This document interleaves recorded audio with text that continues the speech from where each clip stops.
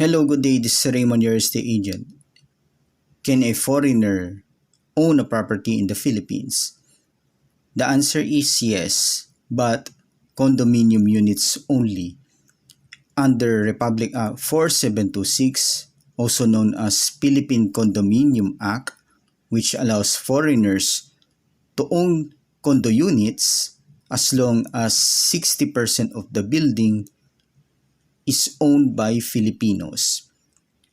Foreign nationals may buy condominium units in the Philippines as long as the project is under the corporation, better known as real estate corporation or real estate developers. That's all I can share for today. This is Raymond, your real estate agent. Kindly follow and send me stars. Thank you for watching.